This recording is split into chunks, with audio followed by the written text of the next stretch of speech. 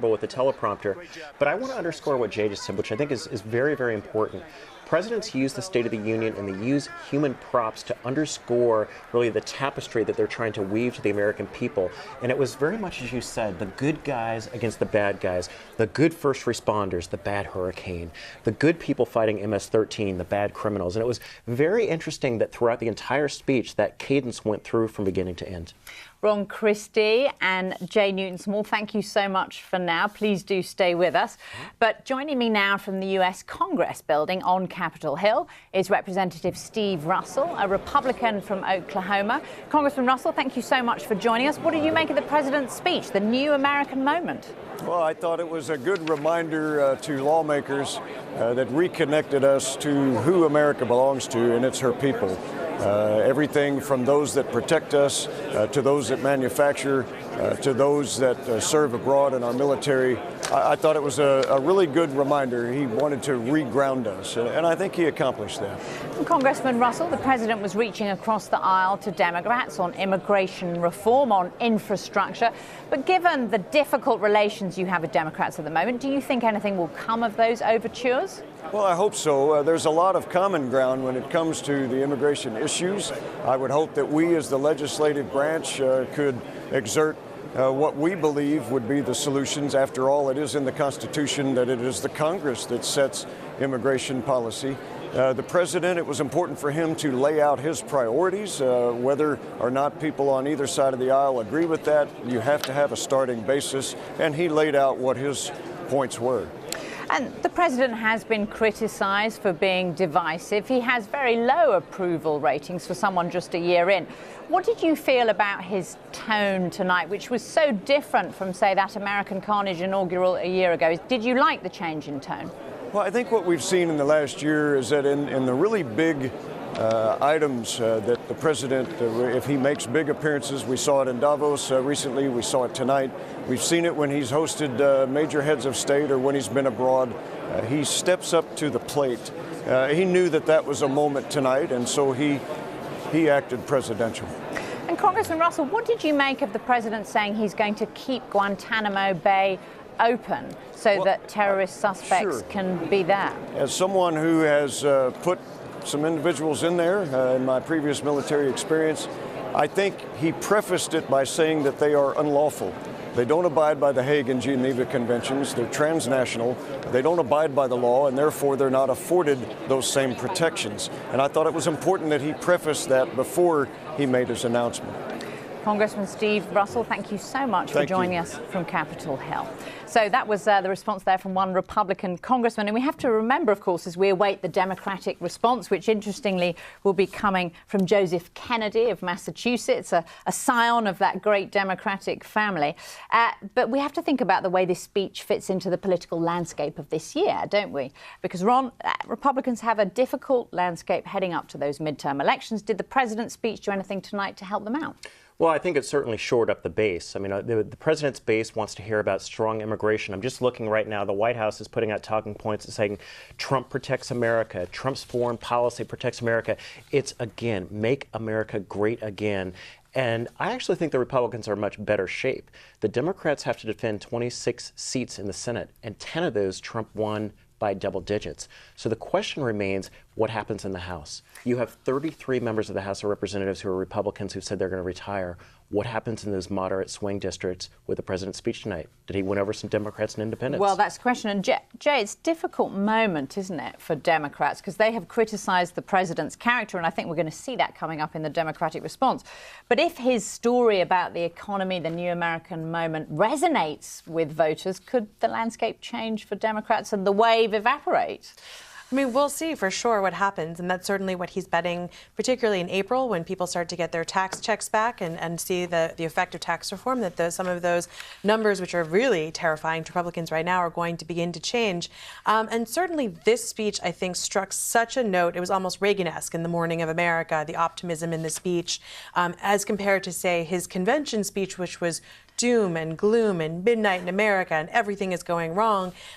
This speech really tried to strike a much more upbeat, optimistic note that I've ever seen him try and have. Ron, what did you make of the rhetoric that was employed? I mean, ending the war on clean coal, for example.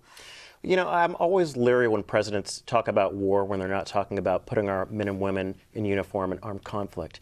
War on coal, war on energy. It just seemed to me to be a bit discordant almost. He could talk about the fact that the regulatory impositions that were put in place by the previous administration hurt business. But talk about a war? No.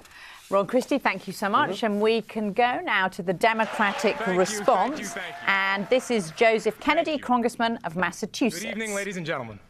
It is an absolute privilege to join you all tonight. We are here in Fall River, Massachusetts, a proud American city.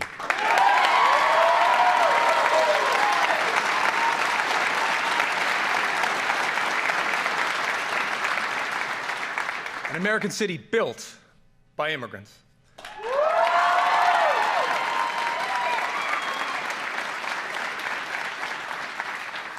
From textiles to robots, this is a place that knows how to make great things.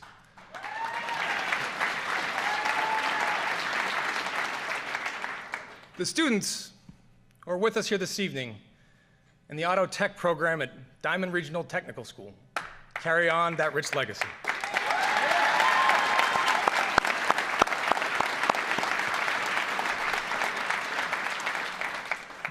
Like many American hometowns, Fall River has faced its share of storms. But the people here are tough. They fight for each other. They pull for their city. It is a fitting place to gather as our nation reflects on the state of our union. This is a difficult task. Many have spent the last year anxious, angry, afraid. We all feel the fractured fault lines across our country. We hear the voices of Americans who are forgotten and feel forsaken. We see an economy that makes stocks soar, investor portfolios bulge, and corporate profits climb, but fails to give workers their fair share of the reward. A government that struggles to keep itself open. Russia, knee-deep in our democracy. An all-out war on environmental protection. A Justice Department rolling back civil rights by the day. Hatred and supremacy proudly marching in our streets. Bullets tearing through our classrooms, concerts, and congregations, targeting our safest, sacred places. And this nagging, sinking feeling, no matter your political beliefs, that this is not right. This is not who we are.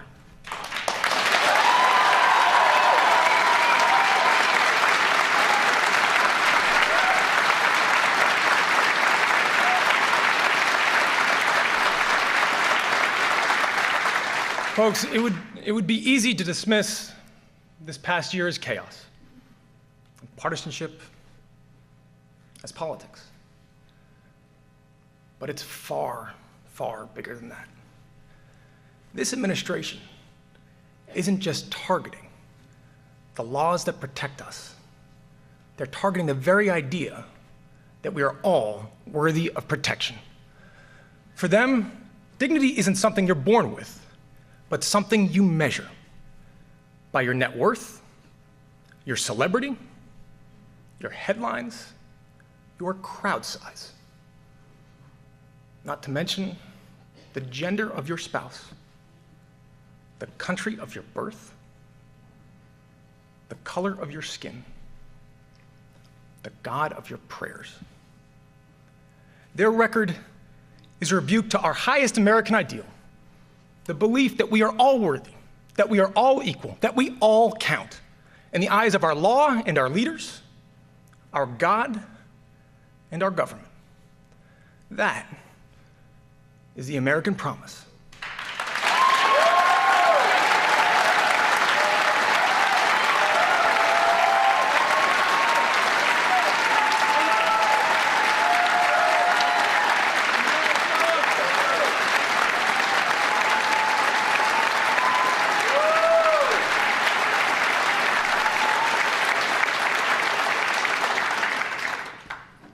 today, ladies and gentlemen, today, that promise is being broken by an administration that callously appraises our worthiness and decides who makes the cut and who can be bargained away. They're turning American life into a zero-sum game where for one to win, another must lose, where we can guarantee America's safety if we slash our safety net, where we can extend healthcare in Mississippi if we gut it in Massachusetts. We can cut taxes for corporations today if we raise them on families tomorrow, where we can take care of sick kids if we sacrifice dreamers. We are bombarded with one false choice after another: coal miners or single moms, rural communities or inner cities, the coast or the heartland. As if the mechanic in Pittsburgh, a teacher in Tulsa, and a daycare worker in Birmingham are bitter rivals, rather than mutual casualties of a system forcefully rigged towards those at the top. As if the parent who lies awake, terrified that their transgender son or daughter will be beaten and bullied at school, is any more or less legitimate than a parent whose heart is shattered by a daughter in the grips of an opioid addiction. So here is the answer that Democrats offer tonight. We choose both.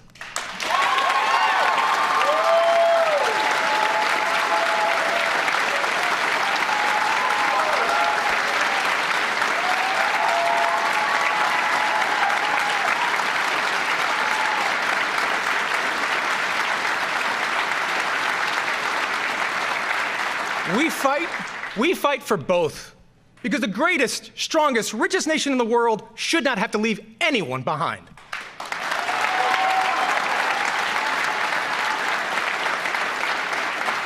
We choose a better deal for all who call our country home.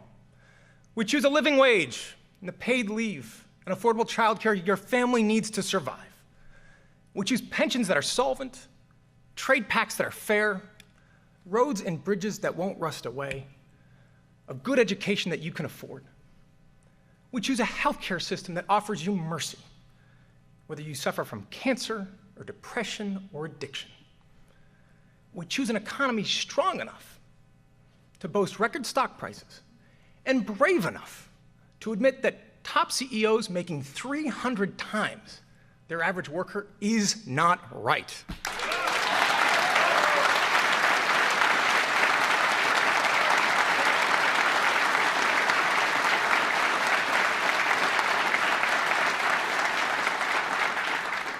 We choose Fall River.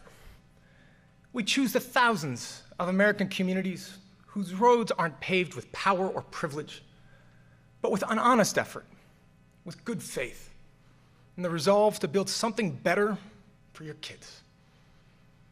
That is our story. It began the day our founding fathers and mothers set sail for a new world, fleeing oppression and intolerance. It continued with every word of our independence, the audacity to declare that all men are created equal, an imperfect promise for a nation struggling to become a more perfect union. It grew with every suffragette step, every freedom rider's voice, and with every weary soul we welcomed to our shores. And to all the dreamers out there watching tonight, let me be absolutely clear. Ustedes son parte de nuestra historia. Vamos a luchar por ustedes y no nos vamos a alejar. You are part of our story. We will fight for you, and we will not walk away.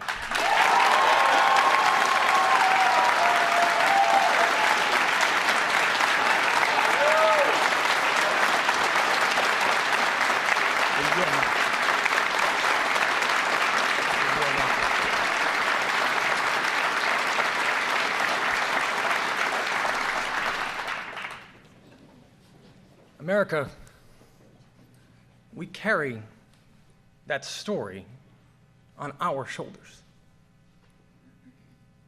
You swarmed Washington last year to ensure that no parent has to worry if they can afford to save their child's life. You proudly marched together last weekend, thousands deep, on the streets of Las Vegas and Philadelphia and Nashville. You sat high atop your mom's shoulders and held a sign that read, "Build a wall, and my generation will tear it down."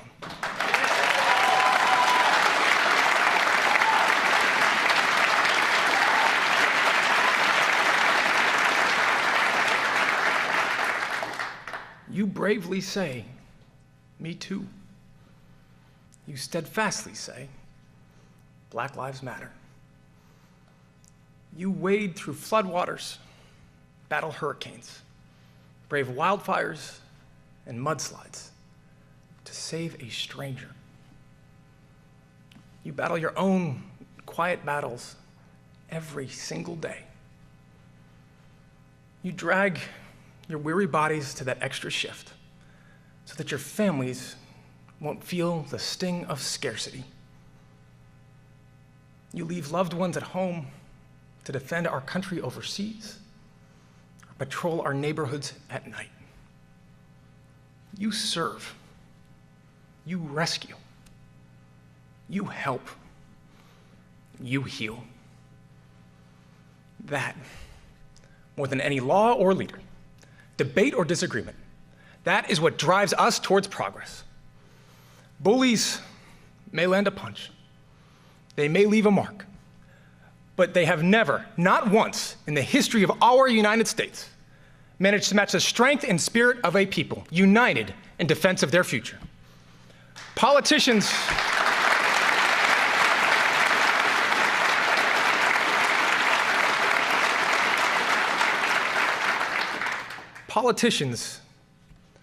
can be cheered for the promises they make. Our country will be judged by the promises we keep.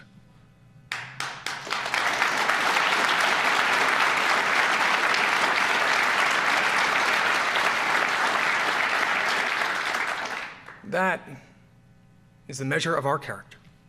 That is who we are. Out of many, one. Ladies and gentlemen, have faith. Have faith. The state of our union is hopeful, resilient, and enduring. God bless you. God bless your families. And may God bless the United States of America. Thank you.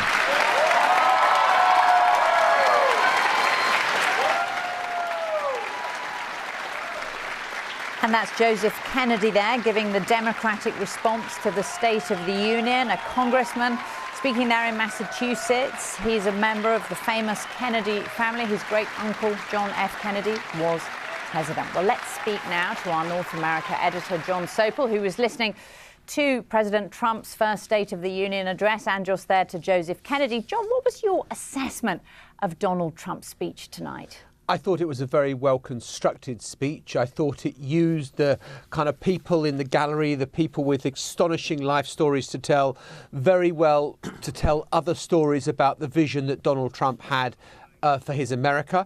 I kept on hearing the word together. I kept on hearing the word compromise.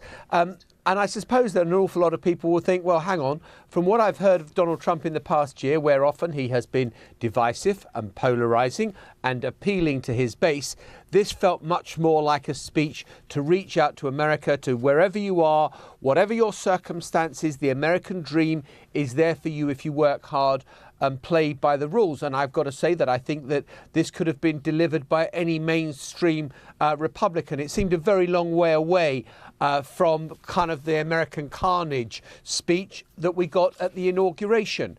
I think on foreign policy, if the domestic policy was all about offering olive branches, I think foreign policy was much more about showing a bit of stick. I think it was tough on Iran, tough on North Korea, and tough on America's enemies. Don't think there is a cost-free option of voting against us at the UN General Assembly without consequences flowing from it. I think tough message on the nuclear arsenal, tough message about the need to keep Guantanamo Bay open. So I thought there was a sharp distinction between what he had to say domestically, let's come together, let's rebuild American infrastructure by working together, let's get an immigration reform by working together. Very consensual there, much less so on the foreign policy piece. And John, what did you make of the Democrats putting up Joe Kennedy, less than half the age of Donald Trump, and someone who actually stole one of Donald Trump's lines, saying, "We hear the voices of Americans who feel forgotten"? Yeah, and I think that was probably a very shrewd move by the Americans. I mean, you know, the speech that is the kind of reply to the president's speech can often go wrong. You remember Marco Rubio kind of drinking the water and other people looking rather awkward. Well, Joe Kennedy looked like someone who has grown up in dynastic politics. He looked very comfortable, chisel-jawed in front of the camera, and I think it was probably an attempt by the Democrats to think, you know what, we need to reach out to the young people who supported Bernie Sanders but struggled to support Hillary Clinton in the election in 2016. And I think it was a concerted effort by them to reach out to a younger demographic and sort of maybe peel those people back to the Democratic Party who were disillusioned in 2016. And that's Jon Sopel there, our North America editor. Thank you so much for those insights. Let's return to our panel who have been faithfully with us throughout tonight. Ron Christie did work for President George W. Bush, and Jay Newton-Small of Time magazine. So, Jay, what did you think of Joe Kennedy, who went directly for the jugular, the character of President Trump? Well, I think it was striking that he didn't have his jacket on. He was clearly trying to telegraph youth and vitality, as opposed to Donald Trump in a more formal, sort of older person. And he also was clearly trying to channel Barack Obama, right? He talked about the audacity of hopeful beliefs. He said, "Let me be clear," which was something Barack Obama used to say in every single speech.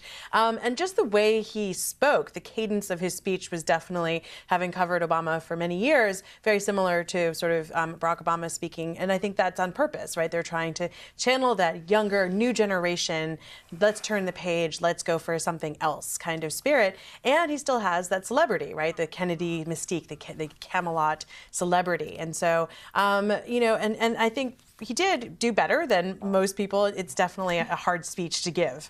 For sure. Now, Ron Christie, what did you think of what Joe Kennedy said? This is not right. This is not who we are. Trying to prey on people's feeling of unease about the president, who can sometimes be very divisive. Well, you know, Laura, what I found so striking about this speech was the fact that President Trump spent about the first third of his remarks speaking not only to the people in the chamber before him, but to the American people, and saying, I'm reaching a hand out. What did you hear from Mr. Kennedy? You heard about racial divides in this country. You heard him almost like he was giving a speech for the re-election for Democrats in 2018. Blacks, dreamers, transgenders. If you want to talk about a Democratic response to the president, this was more of a campaign set of remarks than it was to offer a conciliatory vision from the Democratic Party. Well, I guess we are in campaign year. Ron Christie, Jay Newton-Small, thank you very much for your comments for now. Let's go live now to Capitol Hill, where joining me is Representative Joe Crowley, chairman of the Democratic Party caucus in the House of Representatives. Congressman Crowley, thank you for being with us. So you heard the president there reaching out to you, saying he wants to work with you on immigration reform, on infrastructure. Are you going to take the olive branch? What I actually felt was the back of his hand, not his hand reaching out to us. I thought it was insulting to Democrats. It's really not an offer at all. The Republicans and the president have squandered over $2 trillion in this tax cut. Where is the money going to come from for infrastructure investment? We had the opportunity to do that. They've squandered those resources. And when it comes to the issue of immigration reform, the president really did nothing in terms of an offer to Democrats. What he's actually done is taken more hostages. We've now gone from 800,000 individuals who are dreamers to now at 1.8 million. And when you include those who are here in temporary protective status, we can add another 250,000 more to that lot. It's time to stop taking hostages and actually getting down to real comprehensive immigration reform and dealing with the dreamers here in America today. But Joe Crowley, the government is only funded through next week, and you need to have some kind of an outline of agreement, don't you, on the dreamers, or are we just going to have another government shutdown? Well, what's really more important is to actually get a number on the spending that we're going to have in this country as well. And what we know as Democrats, when they need more money in the budget for a more robust spending package, they need Democratic support. And if they need Democratic support in the House, the bill will be more reflective of Democratic values, including dealing with the issue of dreamers. Is the fact here that with midterm elections in November, you don't actually have that much incentive to compromise with the president and give him a win? No, I think that what we want to do is win for the American people. The president simply has failed to really extend that hand. I didn't take tonight as a hand reach out. This was the president playing to his political base. I heard the other person speak before about Joe Kennedy's speech. I haven't seen it yet, but the president tonight was speaking solely and only to his political base tonight. Congressman Joe Crowley, thank you so much for joining us live from Capitol Hill. Back to our panel now, back to Jay Newton-Small of Time and Ron Christie, formerly in the White House with President George W. Bush. So it doesn't seem like kumbaya and peace and love is breaking out there based on that response from the Democrats after the president tried to reach out to them. Well, what did Joe Crowley just tell us? He said the Republicans are hostage takers. Again, such strident remarks coming from the chair of the Democratic Re-election Committee. What I found really interesting about Crowley's approach here, Laura, is the fact that you didn't find one area where he said, here's where we as Democrats can work with this administration, this president. Here's where we can work with our colleagues in the House. And again, it was very much of setting up, we're for one group of people, the president's for another, rather than this is a night that America should come together as Ron, Americans. To be fair, it's the president who's taken the dreamers hostage. He was the one who said that he's taking away their permits. Well, it was President Obama who issued an executive order that has largely been deemed unconstitutional. And the president said, I'm going to give Congress 6 months to work this out. So the president's not taking it away. President Obama had 2 years when he had both sessions of Congress where he could have actually passed this and this wouldn't be an issue. Let me just bring in Jay there. I mean, Jay, what do you think the prospects are then, based on what you heard Congressman Crowley said, based on the president, for any agreement next week? Well, I would just say to Ron's point that it was Mitch McConnell under Barack Obama who said, we're not going to give the president any win. Our first job, first and foremost, is to make sure that he's not reelected and that we're going to be the party of opposition, right? And that was his entire strategy moving forward under President Obama. So what incentive do Democrats have now to work with Republicans here? To get out of the minority.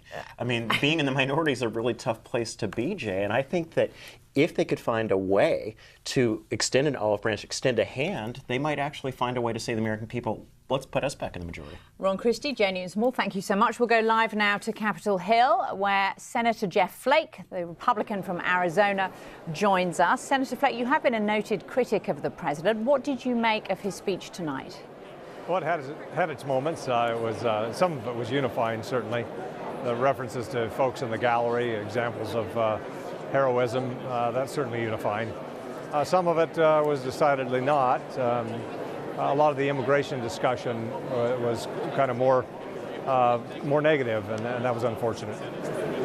Well, Senator Flake, you have been very prominent in calling for a solution to the dreamers, those young, undocumented people brought here illegally by their parents as children. Some of them see their permits beginning to expire in March. They face deportation. What did you make of what the president said there, the 4 pillars of a deal he wants from Democrats on immigration? Well, certainly the reference to 1.8 million having a path to citizenship in exchange for border security measures. That's positive. That was a good measure introduced by the president, or a proposal introduced last Friday. And sticking to that was a good thing. Some of the other measures, getting rid of diversity visa, chain migration, that's kind of above and beyond the DACA kind of deal. So that's going to require negotiation. And that's why I hope to have a more unifying message, because anything we do on immigration has got to be bipartisan. We've got to have at least 60 votes in the Senate, and frankly, probably closer to 70 if it's going to pass the House. So I would have hoped to have a little more unifying message there. And Senator Flake, what did you make of the president saying that he's going to keep open the detention center at Guantanamo Bay? Well, obviously, we've got to have a resolution at some point, and I hope that we're moving toward one. But President Obama had wanted to do that. He was simply unable to. I'm hoping that we're able to at some point, but I think the reality is such that, and the politics are such that it's a very difficult thing to do. But I don't think any of us ought to be cheering to keep Guantanamo open. We ought to be able to close it as soon as we possibly can, given the restraints that we're under. Senator Flake, what did you make overall of the president's tone tonight? He's been criticised by so many for being divisive. What did you think of him tonight in terms of his style? Well, I've been critical of that as well, and I think the speech had its moments. Certainly, there was a lot of unifying messages, particularly pointing to a lot of people in the gallery. But a lot of it was more divisive. Talk about trade, for example. Some of us think that we need to enter into more free trade agreements, not fewer, not exit out of the ones that we're in. So some of the things are a little more divisive, and that's just more his style, I think. Some of the immigration message was a little more like the American carnage that we heard in the inaugural speech. So it was a bit of all of it, frankly. It was a long speech, about an hour and a half. Senator Jeff Flake, thank you so much for joining us there live from Capitol Hill. Thanks for having me. Back to our panel, back to Ron and to Jay. So, Jay, based on what you heard Senator Flake saying there, do you think there's a prospect for a deal here on immigration to protect the Demas and keep the government open? I don't think so. I mean, he sounded really bearish about a deal because he said he wished he'd heard the president be more bipartisan, particularly knowing that there are some that they're going to need Democratic votes, 60 to 70 in the Senate if they're going to pass it in the House. And he wanted to hear the president reach out more of an olive branch and not insist on some of the most controversial issues like chain migration, like the diversity visa. And so that, I think, those are the issues that Democrats feel were added on in this deal that were not in the original deals that they've been talking about over the last few months. And now they're sort of saying, well, why should we agree to this new deal? And they're farther and farther apart. And what he said tonight did not get them any closer. And Ron, Jeff Flake, they're saying that it was an American carnage type bit of the speech, the bit on immigration. And you made the observation that it's quite a hard-line section. Is that Donald Trump really digging in on the issue that got him elected, one could argue? Yes, I believe he is. And I believe that Jay is absolutely right. I do not see a pathway to us solving this immigration issue before the next government shutdown looming here on February 5th comes upon us. Why? Because the outlines of what Senator Durbin and Senator Graham have discussed, talking about the visa lottery system, talking about chain migration, the House of Representatives has said, we are not going to pass that. The president did not really breach that divide that we have here, and I think we're moving closer to a government shutdown and a breach of trying to get an immigration solution. Jay, this is always a big night, the State of the Union. You have the pomp, you have the circumstance, the president has the platform. Did the president's speech tonight change any of the dynamics here in Washington? I actually think, to the subject we were just talking about for immigration, I actually think he made things worse. You saw Democrats, we noticed Chuck Schumer's face during his talk about immigration. Chuck Schumer's the Senate Minority Leader, the top Democrat in the Senate, and he just looked furious during these comments. And so these are the people he needs to be negotiating with. These are the people he needs to be bringing on board in order to prevent a government shutdown, and they were absolutely furious at these remarks. And so I don't know that that they've done much. In fact, I think he's actually made it worse, the situation moving for the negotiators as they move ahead, particularly on this one issue, which has been the most difficult issue for negotiators in Capitol Hill this year. Ron, the president talked about the new American moment, but once the warm glow of the speech has evaporated and he's back on the Twitter feed, did anything change tonight? I do, actually. I think that so many Americans, we've heard the resistance, we've seen Hollywood, we've seen sort of a cultural shunning of the president. And if you came into this speech tonight and gave him a fair mind and a fair opportunity to present his agenda, I think he did rather well. We heard John Sopel say moments ago that the president actually really did weave together very successfully those American citizens, that tapestry, if you will, of what his vision is. So, yeah, I think that we're going to be pleasantly surprised in the next couple of days, as long as he stays off the Twitter and doesn't step on his own message. Well, that's a big if, but I'd like to ask you both to formulate your elegiac closing thoughts on tonight and on the president. Jay, what would you have to say about President Trump's first State of the Union address? I thought it was theatrical. I thought that he presented a show and certainly was entertaining, and that has always been his goal. Well, it is often his goal, I should say. I don't know that he moved the mark on policy, and I don't know that I agree with Ron here. And in fact, I think he might have slightly moved the mark on policy more to the negative side, not just on immigration, but also for North Korea. He always, the taunts against the North Korean leader are not the best way we've seen to sort of deal with him as a leader. It ends up usually causing him to do all kinds of things that make him even more unpredictable. And he avoided the elephant in the room, which was Russia, and really didn't address a lot of those lingering questions about even Russian sanctions, which are supposed to go into effect this week, which Congress has been pushing for. So, it was a good speech. I wouldn't say it was a great speech. I would say for Trump, it was a good speech. He's so rarely fully on message, and he almost word for word in the transcript went on message today. But as we've seen in the past, last year I was saying, wow, he actually had gravitas. He actually did this pretty well. And then if he can continue this, it'll be a real change in his tone. Of course, he didn't continue it, and we know from past as president, he will not continue that trend, and he'll take to Twitter in the next few days and completely step on it. Ron, your closing thoughts on tonight's performance by the president? Well, the president started the speech the same way that he ended it, by talking about making America great again. I think, once again, he was very eloquent in using real Americans, heroes, first responders, military, people who really form the basis of American life, to help tell his story. What's really important for me, I think, is the president had the opportunity to rally the country. The question is, how will people review his remarks, and did he get the job done? I think he did a good job, but there are certain areas he could have stressed much, much better. Ron Christie, Jay Newton-Small, thank you both so much for joining us here tonight for this marathon evening of coverage. We really appreciate your presence.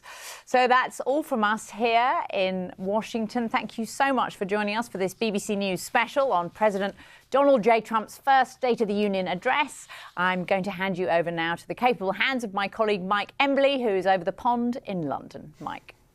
Laura, thank you very much indeed. In case you've just joined us, let's just round up what we've been hearing in some of the president's own words. He has delivered his first State of the Union address to the US Congress. He started by saying he had taken forward what he called his righteous mission to make America great again for all Americans during his first year in office. And he called on Congress to set aside differences and seek the unity needed to serve the American people, as he put it. First of all, let's just hear him tell his audience that he intends to reverse President Obama's decision to close Guantanamo Bay Detention Center. In the past, we have foolishly released hundreds and hundreds of dangerous terrorists, only to meet them again on the battlefield, including the ISIS leader, al-Baghdadi, who we captured, who we had, who we released. So today, I'm keeping another promise. I just signed, prior to walking in, an order directing Secretary Mattis, who is doing a great job. Thank you.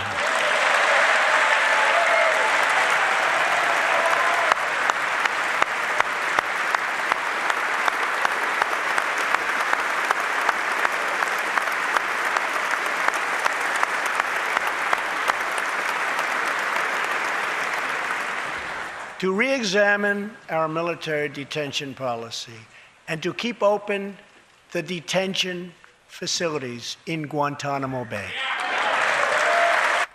President Trump there, of course. Our correspondent Barbara Pladasha is there on